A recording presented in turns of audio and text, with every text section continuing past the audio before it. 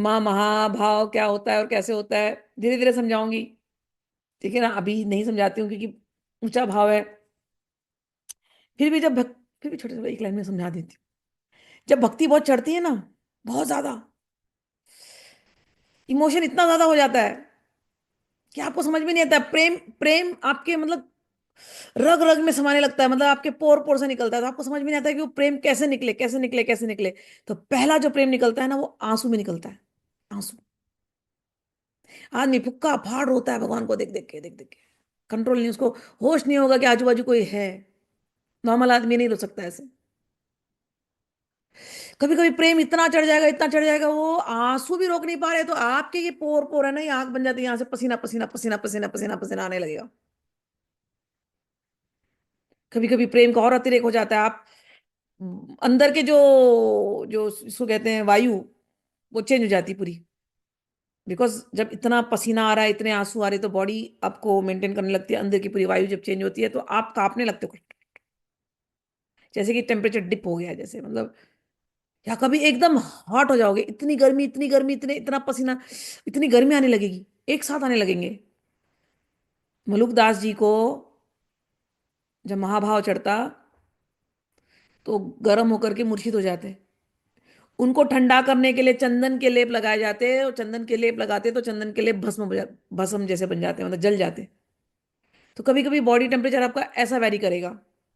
कभी कभी जबान बात नहीं कर पाएगी। चुप। बात ही नहीं कर पाओगे। आप बात करना चाह रहे हो लेकिन नहीं कर पाओगे, क्योंकि आप उस प्रेम के भाव में, जब प्रेम का अतिरेक होता है उसमें आप स्टंड ऐसे खड़े हो जाते हो। कांपना, पसीना आना, रोना, कभी पागल की तरह नाचना, कभी हंसना जोर जोर से, मतलब पागलपन की स्थिति है ये सब। प्रेम का अतिरेक जब होता है तो व्यक्ति को कुछ होश नहीं होता, वो यही सब कर रहा है बैठ के। ऐसे अष्ट सात्विक विकार होते हैं। और किसी में अगर ये सात एक साथ ये विकार आ जाए, व्यक्ति मूर्छित हो जाता है। कभी मृत्यु, हमारे से लोग हल्के जो शरीर के हैं, वो मृत्यु भी हो सकती है, कभी कभी ऐसा भी होता है। ये जो महाभाव की तुमने बात करी, तो राधा रानी में ये अष्ट सात्विक विकार एक साथ प्रकट होते थे। कोई कोई संतों में अष्ट सात्विक विकार एक साथ प्रकट होते हैं, कि मूर्छित हो गया, या होश नहीं है, आंख खुली है लेकिन कुछ दिख नहीं रहा है, या समझ में नहीं आ रहा है। विचित्र विचित्र चीजें होती हैं।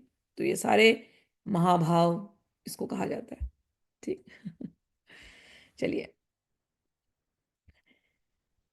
तो राधा रानी में ये महाभाव प्रकट होता था, चैतन्य महाप्रभु में ये महाभाव प्रकट होता था। चैतन्य महाप्रभु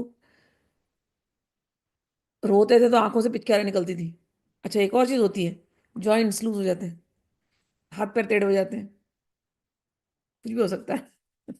मतलब चैतन्य महाप्रभु के जॉइंट्स पूरे ऐसे लूज हो जाते थे, मतलब फुल। कभी ऐसा बॉडी सूज जाता था, एकदम फूल जाएगा। कभी एकदम बॉडी एकदम पतला हो जाएगा। पूरा अंदर का सिस्टम ही, साइंटिफिक टर्म्स में देखा जाए तो, पूरा बॉडी कंट्रोल में नहीं है। तो वो महाभाव की स्थिति होती है।